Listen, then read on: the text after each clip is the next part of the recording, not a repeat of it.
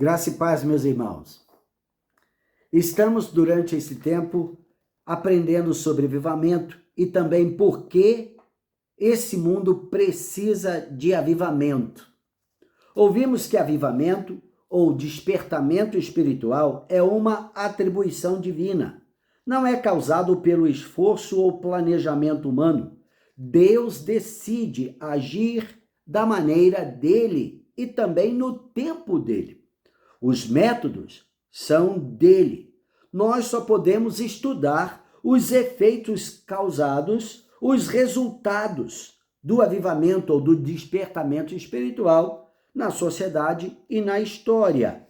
E é o que nós temos feito durante essas reflexões, tanto vindo de Jussara, como também o que eu tenho compartilhado com vocês. É o que a história nos deixou registrado dos avivamentos que aconteceram. Então, Jussara tem falado mais daquilo que poderíamos dizer contemporâneo à nossa história. Eu já estou trazendo uma reflexão e um ponto de vista, né, desde o iniciozinho, como tudo isso começou e como nós precisamos tanto desse despertamento espiritual que, como foi dito, é Deus regando os seus planos de redenção sobre a nossa terra e sobre a história da humanidade.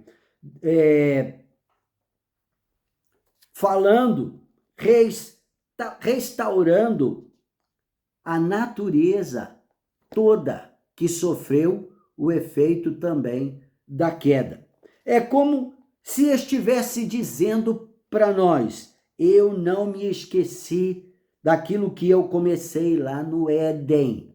Teve uma interferência, mas eu não me esqueci e eu não vou desistir. É como se Deus estivesse nos relembrando da sua promessa, e ele não é homem para mentir.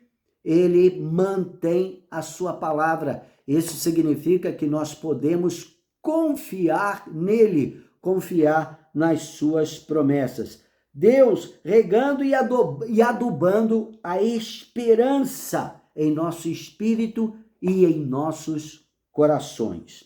Nós sabemos, né, como que aconteceu, falamos um pouquinho sobre isso na reflexão passada, sobre a queda do homem, como Satanás, ele usou de engano, de astúcia e deturpou o caráter de Deus, trouxe uma mentira sobre a intenção de Deus no coração de Eva e também de Adão. O império das trevas começou dessa forma, com engano, com mentiras e manipulações. Você já teve a curiosidade de ver a definição de império? Diz assim: império, domínio absoluto sobre povos e territórios, influência superior, poder supremo, tirania. É dessa forma que Satanás começou o seu império, com influência maligna, manipulando, mentindo. O tirano governa através da força, do medo e da destruição da justiça, buscando consolidar um poder absoluto, e ele não compartilha isso. Pelo contrário, a atitude de um tirano é eliminar toda e qualquer oposição ou qualquer possibilidade de alguém se levantar contra o que ele está fazendo. É interessante quando nós lemos a história dos reis, tanto em Israel como também lá no reinado de Judá, mas principalmente no reinado de Israel, quando um rei que estava reinando era deposto ou eliminado, o que assumiu a sua posição, logo que consolidava o seu reinado, o seu trono, ele procurava eliminar toda a descendência do rei anterior vencido por ele. exatamente para não correr o risco de repente surgir alguém que pudesse oferecer oposição. Isso é exatamente típico de qualquer pessoa que esteja exercendo um governo tirano. Isso é poder absoluto. Satanás recebeu a sentença do Criador logo no início, né, quando ele agiu com mentira e engano, como nós vemos, né? Ele não podia eliminar o homem, Satanás não podia eliminar o homem. Ele também não é um opositor a Deus, ele não é inimigo de Deus. Deus não tem oponentes. Não existe ninguém que tenha capacidade de se opor a Deus. Deus é soberano, ele é todo poderoso, ele tem todo o poder, toda a capacidade nos céus e na terra. Ele é aquele que criou todo o universo, tudo está debaixo do seu poder soberano.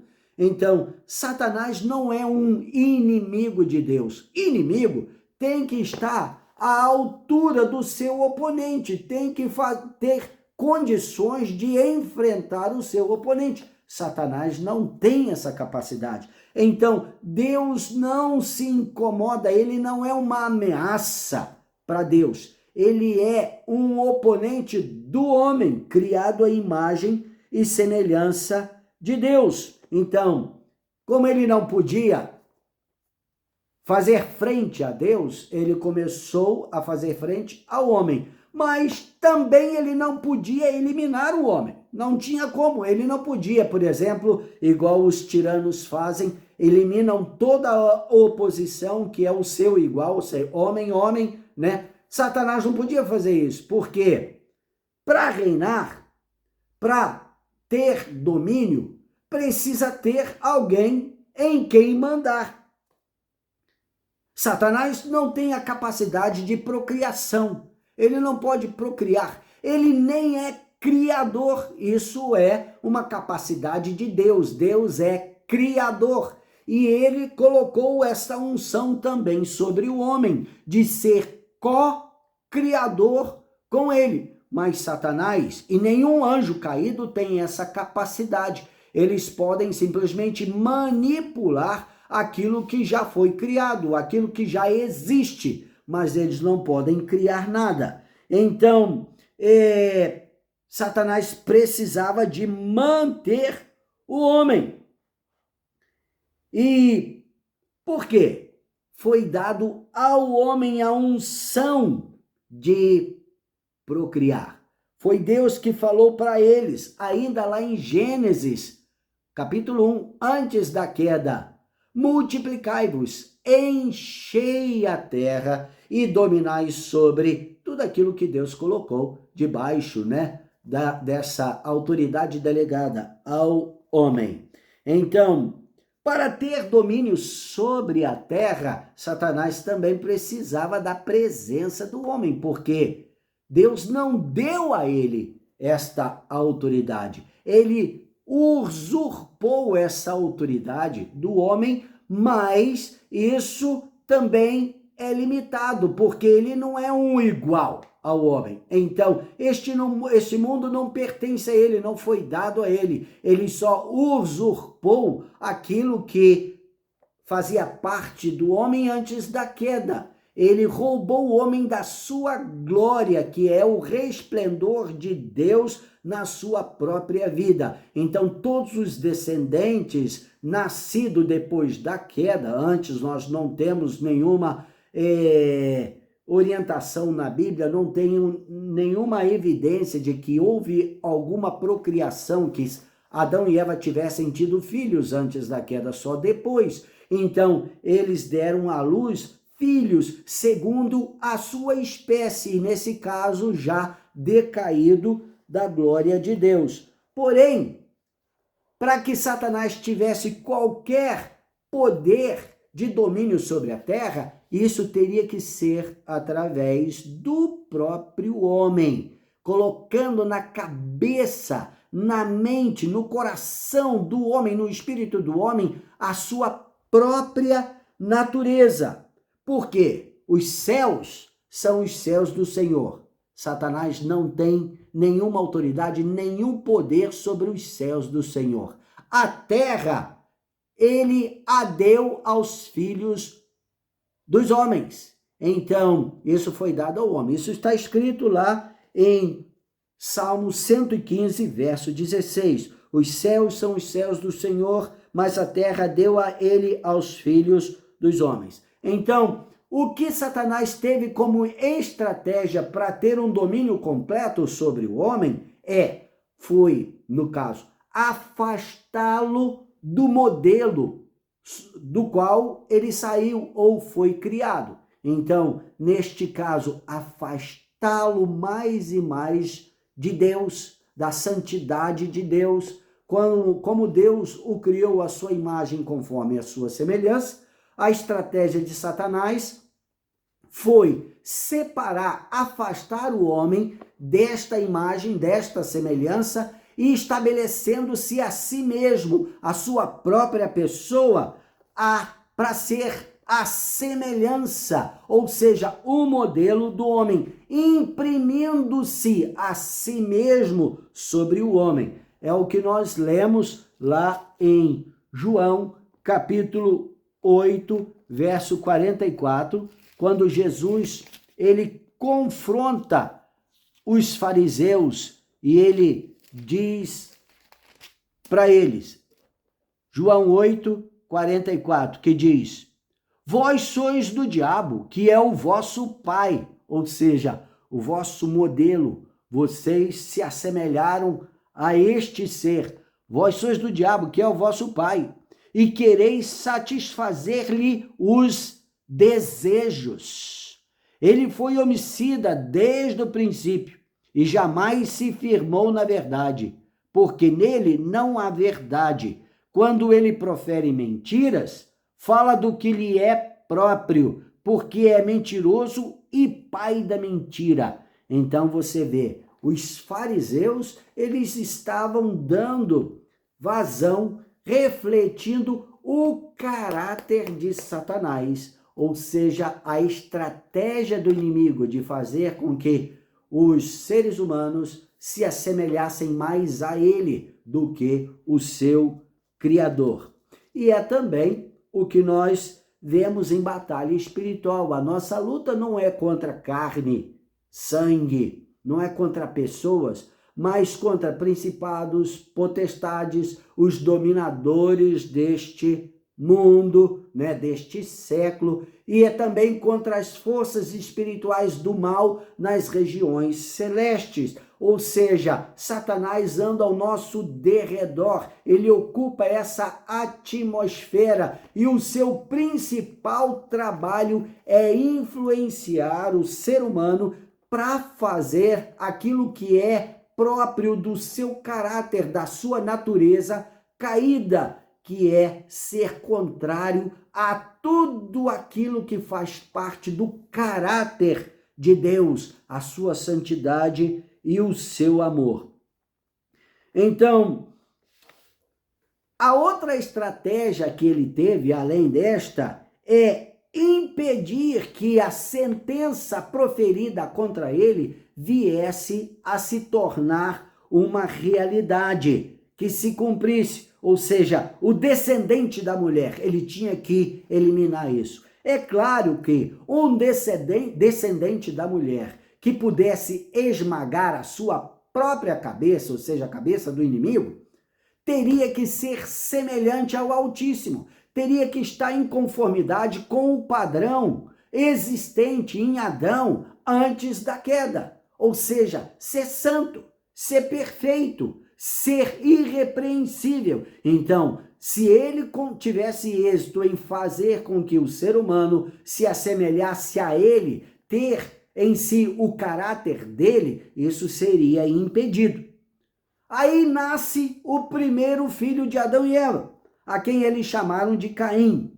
Se você analisar lá o texto e tudo, principalmente alguns comentários, você vai encontrar que, isso segundo alguns comentaristas, que Eva, aquela profecia, aquilo que ela ouviu, a sentença, a maldição que caiu sobre ela, sobre o marido, sobre este mundo, por causa do pecado deles. E a sentença pronunciada contra a serpente se acendeu do descendente da mulher. Ela, quem sabe é através deste que Deus vai cumprir a sua promessa, vai cumprir a sua palavra e nós seremos libertos deste jugo.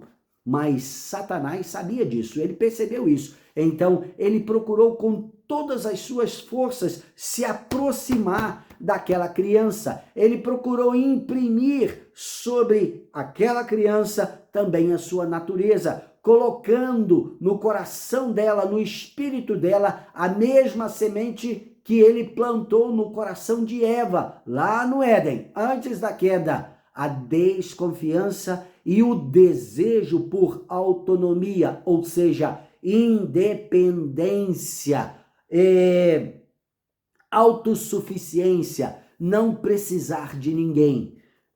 Ele estava destruindo o caráter de Deus, a percepção do caráter amoroso de Deus, colocando dúvida no coração de Eva e também de Adão a respeito das intenções de Deus. Então aqui ele já estava um pouco mais vitorioso nesse processo, já tinha conseguido vitória em relação ao primeiro casal, então ele deu continuidade, colocando no coração de Caim esse desejo por independência, por autossuficiência. Eu me basto, eu posso resolver os meus problemas.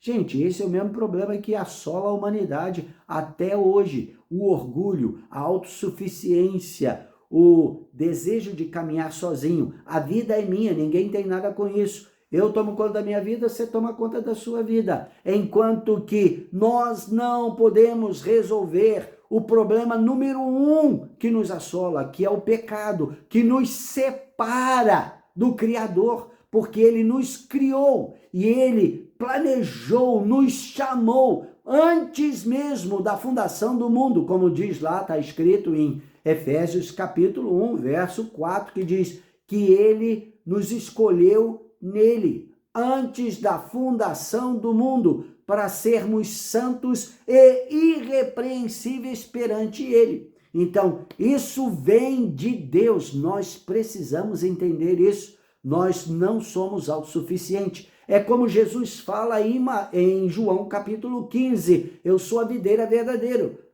vocês são os ramos, meu pai é o agricultor dessa videira, o plano vem dele, e todo ramo que estiver ligado em mim, vai dar muito fruto, mas se cortado, morre. Então, a independência é o caminho da morte, porque Deus nos chamou para vivermos numa interdependência, uma ligação direta com Ele. Então, você vê o que aconteceu com Caim. Ele chega a um momento, está lá no capítulo 4 de Gênesis, verso 3, ele apresenta uma oferta a Deus. Ele estava querendo mostrar serviço, ele queria mostrar que ele podia. O que era a sua oferta? Era o fruto do seu trabalho, do seu esforço, da sua labuta. Eu vou ser bonzinho, eu vou fazer tudo aquilo que é certinho e com isso eu vou resolver o meu retorno ao Criador. E Deus, conhecendo o seu coração, recusou a sua oferta. Mas Abel, seu irmão, também trouxe uma oferta, só que Deus agradou de Abel e de Caim não. Por quê? Abel não trouxe nenhuma mudança, ele não inventou nada, ele simplesmente seguiu o padrão que Deus tinha revelado para os seus pais. Lá, o cordeiro que foi imolado, o cordeiro que derramou o seu sangue inocente para que seus pais fossem cobertos. Ele pegou essa visão, ele entendeu que Deus iria ser o provedor, era só uma questão de tempo. Então, aquilo era uma maneira de ele olhar para o futuro com fé. Um substituto para o meu próprio pecado, um substituto para a minha miséria, que vai pagar o preço daquilo que eu não posso pagar. É isso que o sacrifício trazia consigo em termos de mensagem. E aí Caim ficou chateado, ficou bravo, ficou meio desanimado, ficou com o semblante caído, e Deus chama Caim numa conversa e diz: por que descaiu o teu semblante? Se você proceder bem, não é certo que serás aceito? Todavia, se procederes mal, eis que o pecado jaz à porta. E o desejo do pecado será contra ti, mas a ti cumpre dominá-lo. Mas ele não aceitou o conselho de Deus, pelo contrário, se firmou na sua própria atitude de independência, mas tinha lá o seu irmão Abel, que era uma denúncia constante diante dos seus olhos. Então, o que ele fez? Eu tenho que eliminar essa acusação constante sobre mim. Ele foi e elimina o irmão, mata o irmão, que dá início aqui no caso, né, o primeiro homicídio. E assim ele foi amaldiçoado, foi expulso da presença de Deus, como também do convívio da família. Então, aquilo que era uma esperança, uma expectativa para Eva e Adão, tornou-se um grande caos. Tudo parecia perdido, sem esperança. Mas no meio daquele caos, Deus gera um avivamento, um despertamento espiritual que reacende a esperança, a fé nos pais. Adão e Eva tiveram muitos filhos, tá? Então aqui nós estamos vendo a história de 3, Caim, Abel, e agora, o que eu vou falar agora, os 7.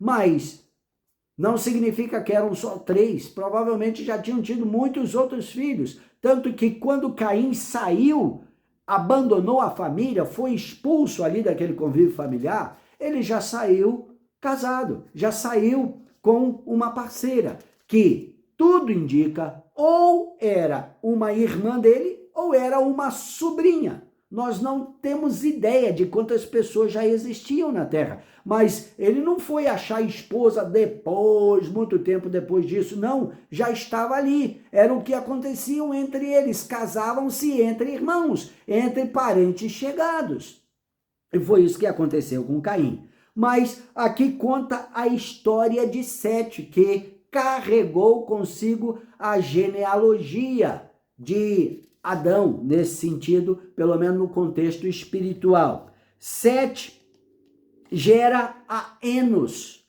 e você vê isso lá em Gênesis capítulo 4, verso 26.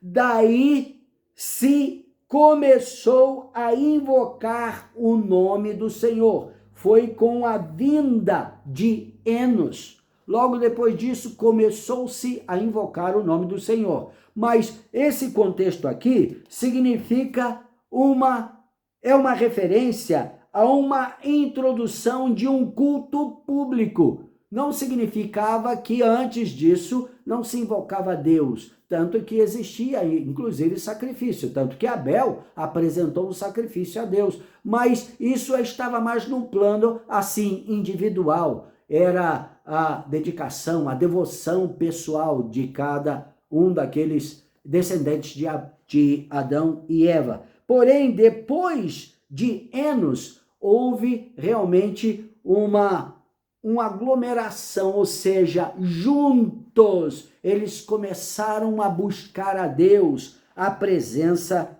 de Deus. Houve então aqui um despertamento espiritual, e foi em cima desse despertamento espiritual e a sua extensão que nós vemos o nascimento de Enoque. Enoque gerou também Metusalém. Isso está no capítulo 5, verso 21 de Gênesis. Metusalém gerou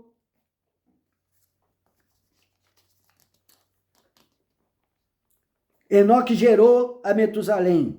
Agora é interessante, nós já ouvimos esse nome, ficou muito notório para nós, porque Metusalém foi a pessoa que mais viveu sobre a terra. O seu nome carregava consigo uma profecia, porque nessa altura dos tempos ali, nós vemos que Satanás, ele logrou um êxito tremendo na sua estratégia de afastar o homem de Deus, de afastar o ser humano do seu modelo, né, no qual ele foi criado, e colocar o seu próprio ser como modelo do homem. E no capítulo 6 de Gênesis, nós vemos que fala sobre a corrupção geral do gênero humano. Então, eles se tornaram extremamente perversos, ou seja, carregando em todos os detalhes a característica, o caráter, a natureza caída de Satanás, né? Então, eu vejo nesse capítulo 6, um dos versos que para mim é o mais triste da Bíblia. O verso 6, capítulo 6, verso 6, que diz: então se arrependeu o Senhor de ter feito o homem na terra, e isso lhe pesou no coração. É claro que esse termo se arrependeu é uma tradução que pega emprestado o termo, mas Deus não se arrependeu, ele não fez nada de errado para se arrepender. Isso significa pesou-lhe no coração, ele ficou profundamente desapontado com aquilo que ele estava vendo. Então, é isso que significa. Mas Deus já estava vendo essa tendência, é por isso ele derramou aquele avivamento espiritual, aquele despertamento espiritual através da descendência de Enos. Então veio Metusalém. O seu nome significa homem do dardo. Isso você pode olhar e pesquisar na língua hebraica o significado de Metusalém. Significa também, quando ele morrer, virá o juízo. Em outras palavras, depois deste virá o dilúvio, que foi o que aconteceu. E por que Metusalém foi o homem que mais viveu? Porque Deus é um Deus de misericórdia, então ele estende misericórdia o máximo possível, até quando não tem mais jeito. Aí, depois de Metusalém, veio Noé. Metusalém era avô de Noé. E com Noé, você sabe, né? Noé viveu naquela situação há bastante tempo. A Bíblia fala sobre Noé e diz: eis a história de Noé. Noé era homem justo e íntegro entre os seus contemporâneos. Noé andava com Deus. E Deus prepara Noé para que ele mesmo intervindo naquela situação caótica que o mundo se encontrava, porém Noé era o portador da fé, da esperança, do plano redentivo de Deus para toda a humanidade e que teve continuidade depois do dilúvio. Então, do despertamento espiritual que começou com Enos, saiu uma linhagem de onde nasceu Noé, com uma profecia. Essa profecia está no capítulo 5, verso 29, que é quando Noé nasceu, e está escrito lá no verso 29, este, ou seja, Noé, nos consolará dos nossos trabalhos e das fadigas de nossas mãos. Então Noé carregava consigo esta profecia. E como nós vimos, Noé andava com Deus. O dilúvio, também como a Torre de Babel, depois do dilúvio, nos mostra que Deus é soberano sobre toda a terra, sobre toda a natureza, e ele não desistiu da humanidade. Se nós fôssemos ver literalmente o que o verso 6 do capítulo 6 nos diz, Deus se arrependeu de ter feito o homem, Noé teria perecido também. Mas não, Deus preservou Noé, seus 3 filhos, Sem, Cão, Jafé, as esposas destes, tá? E levou consigo para uma outra etapa, né? Veio o dilúvio, destruiu tudo e toda aquela corrupção desenfreada que tinha acontecido com a população que, no caso, existia sobre a terra, pereceu com as águas do dilúvio. E a partir daí nós temos um novo start, um restart. Deus começa tudo de novo. Tudo aquilo que nós vemos lá no início de Gênesis, capítulo 1, capítulo 2, a criação de todos os animais e tudo, e até que Deus cria o homem à sua imagem conforme a sua semelhança. Agora ele dá um restart a partir de Noé. Ele levou consigo, né, uma amostrazinha dos animais, né, como nós podemos ler na palavra, e depois a população do mundo recomeçou, tanto dos animais como também do ser humano.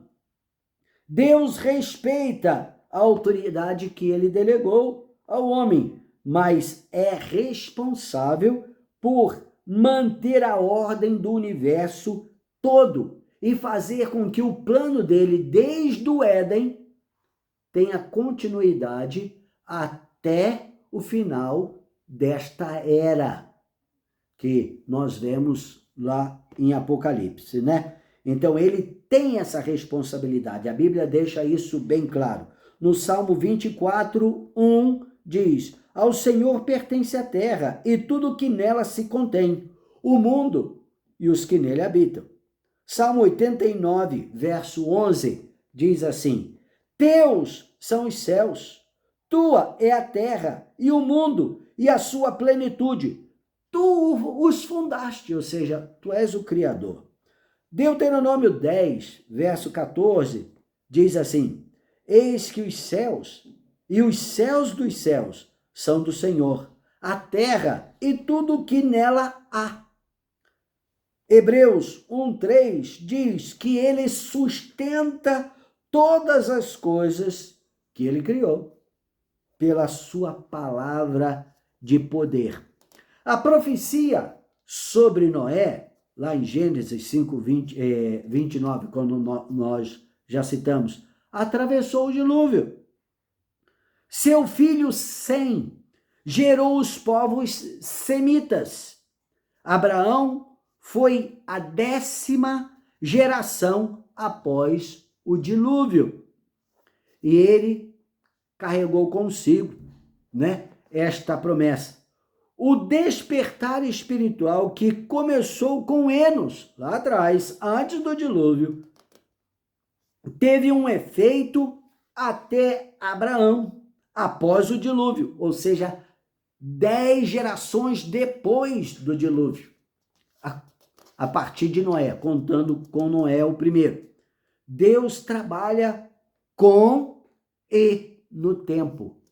Então, às vezes, nós somos muito apressados, nós queremos tudo para agora, para aqui e agora. Mas não, Deus, ele trabalha com o tempo, ele é o Senhor da história, ele é o Senhor do tempo. E nós lemos isso na palavra, né? Gênesis capítulo 12, que fala sobre o chamado de Abraão, descendente de Sem, ou seja, aquele que deu origem aos povos semitas. Quando você lê, procura conhecer um pouco mais sobre os povos semitas, você vai ver lá que são os judeus, os descendentes diretos de Abraão, mas também tem os árabes, os povos árabes, os descendentes de Ismael. E isso é assunto para a gente continuar na nossa próxima reflexão. O chamado de Abraão, lá em Gênesis capítulo 12, dá uma virada na história. Ali começa uma nova história, uma nova etapa. O chamado de Deus para Abraão revela o amor e o interesse de Deus por todos os povos, ou seja, aquilo que nós vemos revelado em João capítulo 3, verso 16. Deus amou o mundo de tal maneira que deu o seu Filho unigênito para que todo aquele que nele crê não pereça, mas tenha vida eterna. Começa aqui, Deus mostrando o seu amor e o seu interesse por todos os povos, por todas as nações, por todas as etnias.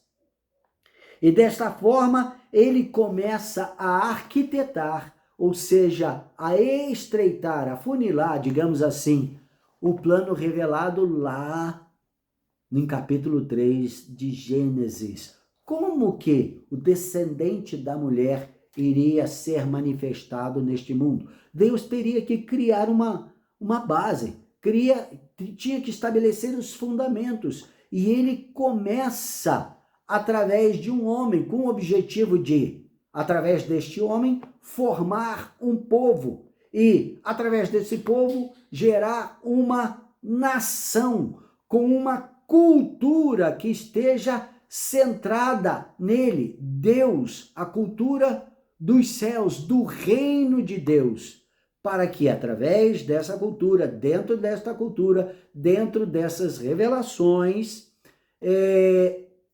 o descendente da mulher que esmagaria a cabeça da serpente pudesse ser apresentado naquilo que Paulo dá o nome de plenitude dos tempos. Mas isso fica para a próxima reflexão. Que Deus te abençoe, te guarde e que o Espírito Santo te conduza na meditação da palavra do Senhor. Amém.